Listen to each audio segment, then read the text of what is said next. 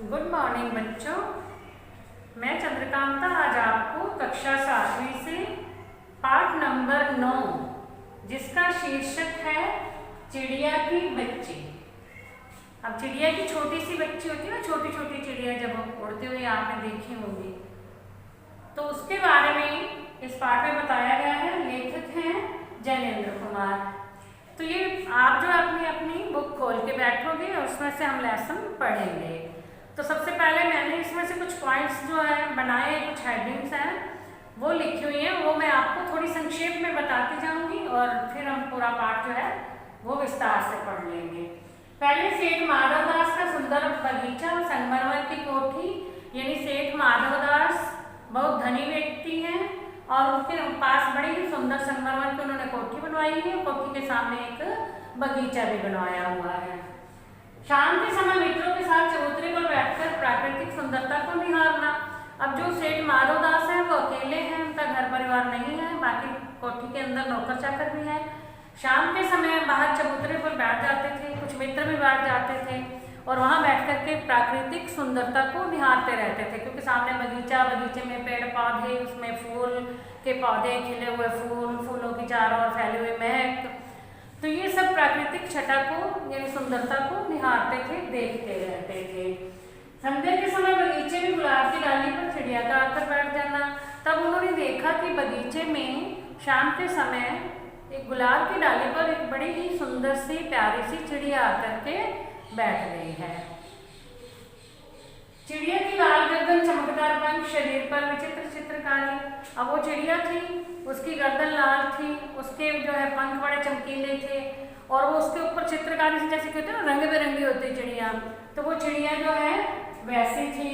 अब चिड़िया एक डाल से दूसरी डाल पर फुदक फुदक करके बैठ रही थी, यानी उड़ती, एक डाली से उड़ती दूसरी पे जाके बैठ जाती, दूसरे पे उड़ती उस पे जाकर के बैठ जाती और साथ में चींची चींची की आवाज भी निकाल रही थी। चिड़िया जब भी चिड़िया उड़ती है, छोटी छोटी चिड़िया, तो वो खेलती हैं तो साथ में चींची चींची तो बोलती रहती है। पक्षी चाहे कोई भी हो, वो पेड़ों की डालियों पे एक डाली से दूसरी डाली पे उड़ते हैं, बैठते हैं और फिर वो चींची की आवाज भी निकालते रहते हैं। अब ये सब देख करके सेठ बड़ा खुश हो गया था। चिड़िया को इस प्रकार फुदकते हुए देख करके, एक डाली से दूसरी डाली पर बैठना और चींची की आवाज निकालना, ये सब देख करके माधवदास बड़ा खुश हो गया था। सेठ का चिड़िया से कहना कि ये बगीचा तुम्हारे लिए ही है। तब वो सेठ क्या कहता चिड़िया से, ये बगीचा तुम अपना ही समझो, ये तो तुम्हारे लिए ही है। बगीचा किस काम का, यदि जहाँ पर आकर के पक्षी बैठेंगे नहीं, पेड़ों पे खेलेंगे ही नहीं, तो फिर उस बगीचे का क्या फायदा।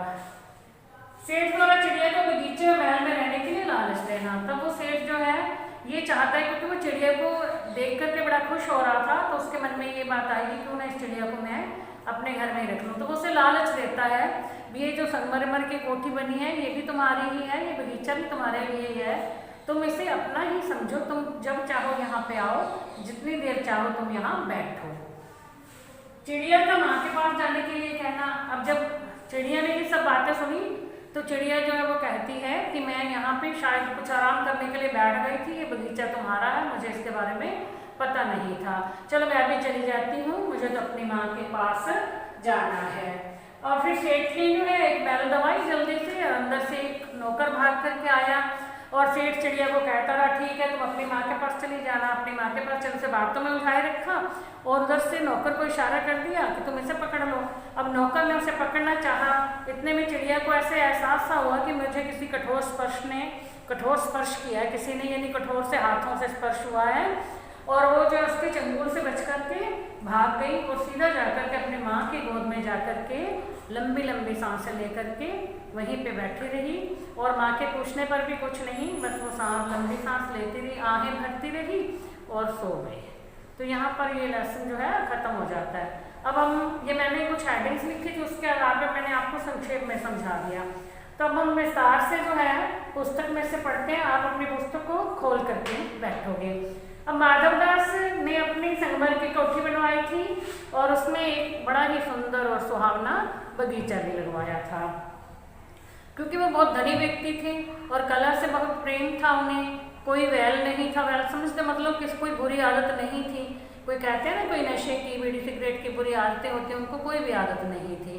और वो शाम के समय बाहर चबूतरे पे अपना बिछा लेते थे, आसन सा लगा लेते थे और 2-4 मित्र उनके पास आकर के बैठ जाते थे, आपस में गप्पे शप्पे भी करते रहते थे। और जो प्राकृतिक सौंदर्य है, उन्होंने जो अपनी इतनी सुंदर कोठी भी बनवाई हुई थी और बगीचा था, बगीचे में बहुत से पेड़ पौधे थे, फूल थे, उनको देख देख करके वो खुश होते रहते थे और सामने हुक्का रखा रहता था और हुक्का पीते रहते थे। आज जो है जब वो बाहर बैठे थे तो थोड़े बहुत बादल छाए हुए थे और धूप का प्रकाश जो है पूरा उनसे मतलब बादलों से छन छन करके आ रहा था, पूरी तरह से धूप नहीं निकल रही थी। और माधवदास ने का मन जो था कुछ खाली खाली सा लग रहा था, आज वो थोड़ा उनका मन नहीं लग रहा था। फिर उसी दिन संडे के समय तक उन्होंने देखा कि एक चिड़िया जो है वो बगीचे में आ गई है, आकर के वो एक गुलाब की डाली पे बैठ गई है, फिर वहाँ से फुदक करके पेड़ की डाली पे बैठ गई। तो वो एक पेड़ से दूसरे पेड़ की डाली पर उछल उछल करके बैठने लगी और चीं चीं की आवाज़ भी कर रही थी और माधवदास उसे बड़े ध्यान से देख रहे थे। लेकिन चिड़िया को ये पता नहीं था कि मुझे कोई देख रहा है, मेरी हरकतों को कोई देख रहा है, वो नहीं जानती थी। वो तो स्वच्छंद होकर के उड़ रही थी और अपनी चींची की आवाज़ कर रही थी। तो माधवदास को वह चिड़िया बड़ी ही सुंदर लगी और उसकी स्वच्छंदता देख करके वे बड़े खुश होने लगे। तब उन्होंने उस चिड़िया से कहा, आओ मेरे पास आओ, तुम बहुत अच्छी चिड़िया हो, तुम बहुत सुंदर हो, तुम लोगों के बिना यानी तुम्हारे बिना तो ये जो हमारा बगीचा है ये बिल्कुल सूना सूना सा लगता है। तुम ये समझो कि ये बगीचा तुम्हारे लिए ही बनवाया गया है। तुम बेखटके यहाँ पर आया करो, जब मन चाहे तभी आया करो और जितनी देर चाहो यहाँ पर बैठो और इसका आनंद उठाओ। चिड़िया जिसे अभी तक तो कुछ पता नहीं था कि मुझे कोई देख रहा था, बिल्कुल मतलब वो असावधान थी, सावधान नहीं थी। जब उसने ये बातें सुनी तो वो थोड़ी सी सावधान हो गई। अब उसने फिर क्या कहा सेठ माधवदास को कि मुझे नहीं पता था ये बगीचा आपका है, चलो मैं तो वैसे ही बाहर टहलने के लिए निकली थी, मतलब बाहर घूमने के लिए निकली थी और यहाँ पर आकर के बैठ गई। यदि मुझे पता होता ये बगीचा तुम्हारा है तो मैं नहीं आती। लेकिन माधवदास ने कहा नहीं नहीं कोई बात नहीं है, तुम ये मत सोचो कि ये बगीचा मेरा है, देखो मेरी तो ये संगमरमर की कोठी भी है और ये बगीचा भी है और तुम इसे अपना ही समझो, ये बगीचा तुम्हारा ही है। यदि तुम जैसी चिड़िया या तुम जैसे पक्षी यहाँ नहीं आएंगे तो इस बगीचे की क्या सुंदरता हो जाएगी। तो चिड़िया जो है थोड़ी बहुत सकुचा गई, तो उसने फिर सोचा कि कहीं मैंने गलती तो नहीं कर दी कि मैं यहाँ आकर के बैठ गई, ये बगीचा तो इसका है। तब माधवदास ने कहा, हे भोली चिड़िया, तुम्हें देख करके मेरा मन बड़ा ही आनंदित हो रहा है, मेरा महल भी सोना है, इसके अंदर कोई चहचहाता नहीं है, तुम यहीं रहो, महल में भी रहो, तुम मुझे खुश रखना, मैं तुम्हें खुश रखूँगा, मैं तुम्हारे लिए सोने का पिंजरा बना दूँगा, मेरे पास बहुत सोना है, बगीचा है, कोठी है, क्या तुम मुझे नहीं जानती। चिड़िया ने कहा कि नहीं, कौन होता है सेठ, मैं किसी सेठ को नहीं जानती, मैं सिर्फ अपनी माँ को जानती हूँ, मैं इन पेड़ पौधों को जानती हूँ, फूलों को जानती हूँ, मैं धूप और छाया को जानती हूँ, बाकी मैं और किसी को नहीं जानती। अब जो है शाम हो गई है और मैं अपनी माँ के पास जा रही हूँ, मुझे अपनी माँ के पास जाना है और शाम के समय जब अंधेरा हो जाता है तो फिर मुझे कुछ दिखाई नहीं देगा, मैं रास्ता भटक जाऊँगी, इसलिए मुझे अभी जाना है। तब माधवदास जो है उसे बातों में उलझा देता कि हाँ तुम्हें अपनी माँ के पास जाना है तो कोई बात नहीं, तुम अपनी माँ के पास जाओ, लेकिन यहाँ पर रोज आया करो, रोज जो है इस बगीचे में बैठ करके आनंदित हुआ करो। तो फिर वो पूछते हैं तुम्हारे कितने भाई बहन हैं, तो उसने बताया कि मेरे 2 भाई हैं, बहन हैं। तो उसने कहा बहुत अच्छी बात है कि तुम्हारे भाई बहन भी हैं, तुम्हारी माँ भी है।